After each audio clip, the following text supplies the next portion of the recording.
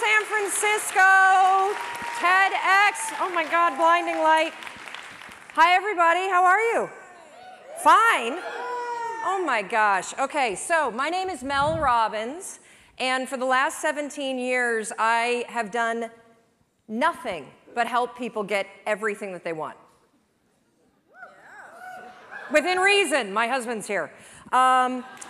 And so I've done it in the courtroom, in the boardroom, in the bedroom, in people's living room, whatever room you want to be in. If I'm there, I will help you get whatever you want by any means necessary. For the last 3 years, I host a syndicated radio show. 5 days a week, I go live in 40 cities, and I talk to men and women across America who feel stuck. Do you know that a third of Americans feel dissatisfied with their lives right now? That is 100 million people. That's insane. And I've come face to face with it in this new show that I'm doing, which is also insane. It's called In-Laws. I move in with families across America. You guessed it, who are at war with their in-laws. We move them into the same house. I verbally assassinate everybody. We open up Pandora's box, and I get people to stop arguing about the donuts and who's hosting Thanksgiving dinner and talk about the real stuff. And that's what I want to talk to you about. I'm here for you. I'm going to tell you everything I know in less than 18 minutes about how to get what you want. So I want you to take a millisecond right now, and I want you to think about what you want. You. And I want you to be selfish. Screw Simon and the we thing. This is about me, right now. Sorry, Simon.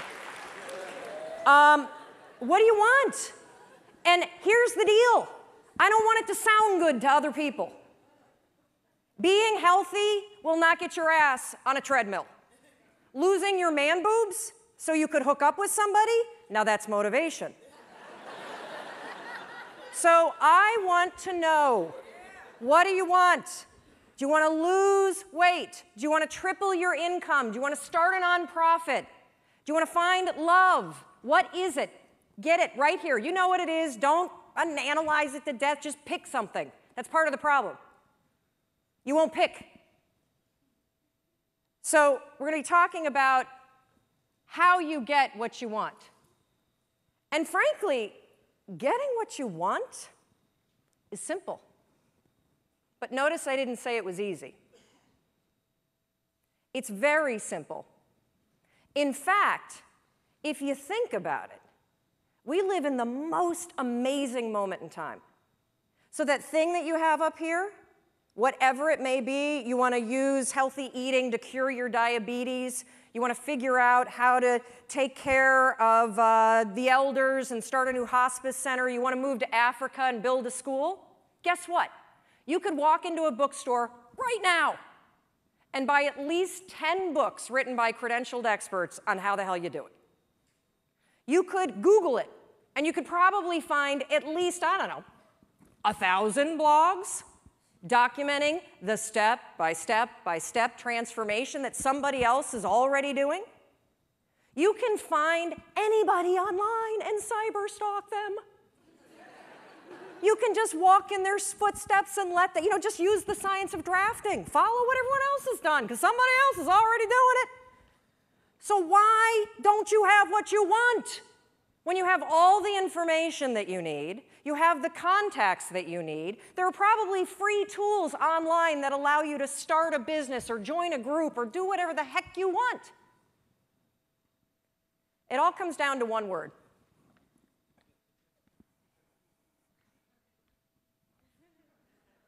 Shut the front door. You know what I'm talking about? The F-bomb. It's everywhere. You hear it all the time, and I honestly don't understand what the appeal is of the word. I mean, you don't sound smart when you say it. And it's really not expressing how you really feel. It's sort of a cheap, shot to take. And of course, I'm talking about the word fine. How you doing? Oh, I'm fine. Oh, really? You are? Dragging around those extra 40 pounds? You're fine? Feeling like roommates with your spouse? And you're fine? You haven't had sex in 4 months? You're fine? Really? I don't think so. But see, here's the deal with saying that you're fine. It's actually genius. Because if you're fine, you don't have to do anything about it. But when you think about this word fine, it just makes me so angry. I mean, here we are at a conference about being alive, and you're going to describe the experience of being alive as fine? What a flimsy and feeble word. If you're crappy, say you're crappy. If you're amazing, say you're amazing. Tell the truth. And this not only goes for the social construct, oh, I don't want to burden you with the fact that I hate my life, or, hey, I'm amazing, but that would make you feel terrible. The bigger issue with fine is that you say it to yourself. That thing that you want, I guarantee you, you've convinced yourself that you're fine not having it. That's why you're not pushing yourself. It's the areas in your life where you've given up, where you've said, oh, I'm fine. My mom's never going to change, so I just can't have that conversation. I'm fine. We got to wait until the kids graduate before we get divorced, so we'll just sleep in separate bedrooms. I'm fine. I lost my job. I can barely pay my bills, but whatever. It's hard to get a job. And, one of the reasons why this word also just annoys me so much is scientists have calculated, oh yeah, I'm coming down. Scientists have calculated the odds of you being born. That's right. They've crunched the numbers. I see you up there. They've crunched the numbers on you. Yeah, no, you guys standing up, you want to sit down for this. They've crunched the numbers on you being born. And they took into account all of the wars and the natural disasters and the dinosaurs and everything else. And do you realize that the odds of you, yeah, right here, put your computer away, stand up for me, Doug. So the odds of Doug here, turn around, say hi to everybody. The odds, of Doug being born at the moment in time he was born to the parents you were born to with the DNA structure that you have, 1 in 400 trillion. Isn't that amazing? I'm so lucky. Yes. You're not fine, you're fantastic. You have life-changing ideas for a reason, and it's not to torture yourself. Thank you. Thank you, Doug. And Christine was right when she said all of you could be on stage, because all of you, we're all in this category. 1 in 400 trillion. All day long, you have ideas that could change your life, that could change the world, that could change the way that you feel. And what do you do with them? Nothing. Oh, hopefully I won't moon you. You didn't pay for that.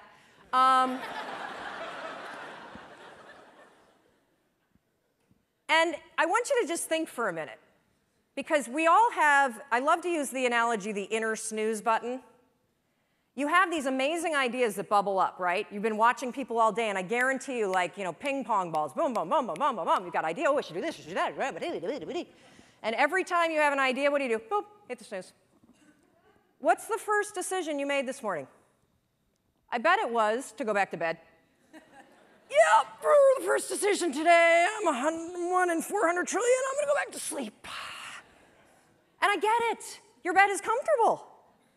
It's cozy, it's warm. If you're lucky, you've got, somebody that you love next to you. Or in my case, I've got my husband and my 2 kids and possibly the dog. And the reason why I'm bringing up this first decision that you made today and the inner snooze alarm is because in any area of your life that you want to change, there's one fact that you need to know. Just one. You're never going to feel like it. Ever. No one's coming. Motivation isn't happening. You're never going to feel like it. Scientists call it activation energy. That's what they call the force required to get you to change from what you're doing on autopilot to do something new. So try this test tomorrow. You think you're so fancy. I know you're attending TED. Try this. Tomorrow morning, set your alarm for 30 minutes earlier. And then when it goes off, take those sheets, throw them off, and stand up and start your day. No snooze, no delay, no I'll just wait here for 5 seconds because Mel's not standing here. Do it. And the reason why I want you to do it is because you will come face to face with the physical, and I mean physical, force that's required to change your behavior. Do you think that somebody who needs to lose weight ever feels like going on a diet? Of course not. Do you think they ever feel like eating boiled chicken and peas instead of a croissant? I don't think so. The activation energy required to get your ass away from your computer and out your front door to go on the walk you said that you were going to go on is the exact same amount of force that it takes you to push yourself out of a warm bed and into a cold room. What's interesting about being an adult is that when you become 18, nobody tells you that it's now going to be your job to parent yourself. And by parent yourself, I mean it's your job to make yourself do the crap you don't want to do so you can be everything that you're supposed to be. And you're so damn busy waiting to feel like it. And you're never going to. My son never feels like getting off his DS. That's my job. Get off the damn DS. Kendall, clean up the Barbies. If you're going to have a nude party in my bathroom, at least clean it up. God, chew with your mouth closed. We're not in a barn for crying out loud. All right, dinner's coming. Get out of the pantry. As parents, and you were a kid, your parents make you do the things you don't feel like doing because you won't. Ever. Not now, not then, not ever. And even when you get good at something, you'll figure out something else you don't want to do. And then you'll plateau out and you'll get bored and you're like, I hate this job, it's boring. But will you look for a new one? No, you'll just bitch about that one. It's very, very simple to get what you want, but it's not easy. You have to force yourself.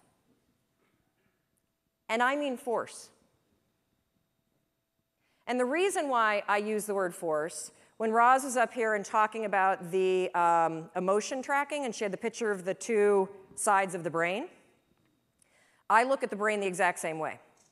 Only I describe one side of your brain as autopilot, and the other side is emergency brake. That's the only two speeds you get. Autopilot, emergency brake. And guess which one your brain likes better? Autopilot. You've had the experience where you've driven to work, right? And you get there and you're like, oh my God, I don't remember driving here. You weren't drunk. That was your brain on autopilot. It was functioning just at this level. And the problem with your mind is that anytime you do anything that's different from your normal routine, guess what your brain does? Emergency brake. And it has that reaction for everything. Everything. You walk into the kitchen and you see everybody's left their breakfast dishes for you. And you think for the 100th time, I'm going to kill them. In fact, I'm going to leave them here and I'm going to make them do it. But that's not your normal routine, is it? So your mind goes, emergency brake. And you go right into autopilot. I'll just load it and be pissed and then not have sex. That's what I'm going to do.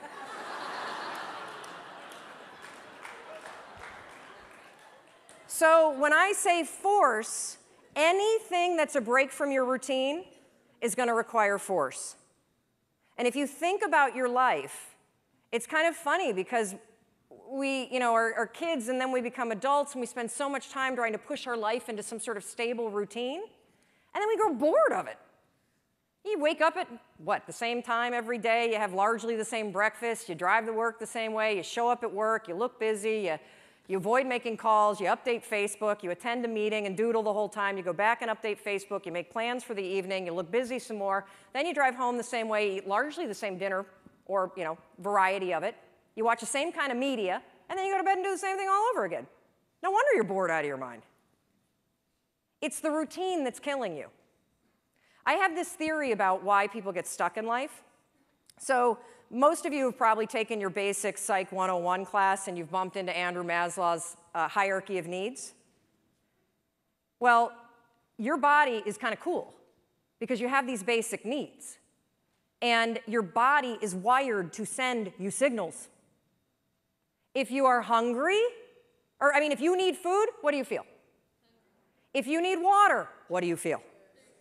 If you need sex, what do you feel? Thank you. I think when you feel stuck or dissatisfied in your life, it's a signal. And it's not a signal that your life is broken. It's a signal that one of your most basic needs are not being met. Your need for exploration. Everything about your life, about your body, grows. Your cells regenerate, your hair, your nails, everything grows for your entire life. And your soul needs exploration and growth. And the only way you'll get it is by forcing yourself to be uncomfortable. Forcing yourself to get outside. Out of your head, thank you. If you're in your head, you're behind enemy lines. That is not God talking. Okay? It's not. In fact, if I put a speaker on it and we broadcast what you say to yourself, we would institutionalize you. You would not hang out with people that talk to you the way you talk to yourself. So get out of your head. Your feelings are screwing you. I don't care how you feel. I care about what you want. And if you listen to how you feel, when it comes to what you want, you will not get it. Because you will never feel like it. And you need to get outside your comfort zone. It's not about taking risks, it's about getting outside your comfort zone. Those first 3 seconds, when you push yourself out of bed, they blow. But once you're up, it's great. Those first 3 seconds when you're sitting here in a studio or a stadium like this and somebody says, get up and come dance, and you think, oh, I should do that. And then you're like, oh. That experience that you had where you had the impulse to do it, and then you didn't do the activation energy required to force yourself, your emergency brake got pulled. I'm sitting right here. I'm not going up with those crazy people. I don't like to dance. Well, what happened for me is I came up and I bumped into Rachel, and then we started talking, and next thing you know, she's tweeting. And we're friends. And boom, get outside. That's where the magic is. That's where the 1 in 400 trillion exists. So everything I do, wait, okay, this is the last part, sorry. So one more thing that you can use. I call it the 5-second rule. Your mind can process a facial expression in 33 milliseconds. It can move pretty damn quick. The other thing that it does very quickly is if you have one of those little impulses that are pulling you, if you don't marry it with an action within 5 seconds, you pull the emergency brake and kill the idea. Kill it. If you have the impulse to get up and come dance while the band is playing, if you don't stand up in 5 seconds, you're going to pull the emergency brake. If you have an impulse about you were inspired by somebody's speech today, and you don't do something within 5 seconds, write a note, send yourself a text. Anything physical to marry it with the idea, you will pull the emergency brake and kill the idea. Your problem isn't ideas. Your problem is you don't act on them. You kill them. It's not my fault. It's not anybody's fault. You're doing it to yourself. Stop it. I'm counting on you. 1 in 400 trillion. You got stuff to do. And it's not going to happen in your head. So I want you to practice this today. When we go off to party, thank God it's coming soon, because I think we all could use a cocktail. I want you to practice the 5-second rule. You see somebody and you think you have that impulse, they look interesting. Walk over there. You were inspired by somebody and you have a request, make it. That's why you're here. Experiment with it, and I think you'll be shocked about what happens. And one more thing, I want you to know that everything that I do, whether it's the radio show or the television show or the book that I wrote or the column, it's for you. And if there is anything that I can do, if I can do anything to make you do the things you don't want to do so you can have what you want, I will do it. But you need to walk over, you need to open your mouth, and you need to make the request. You got it? Good. Go do it.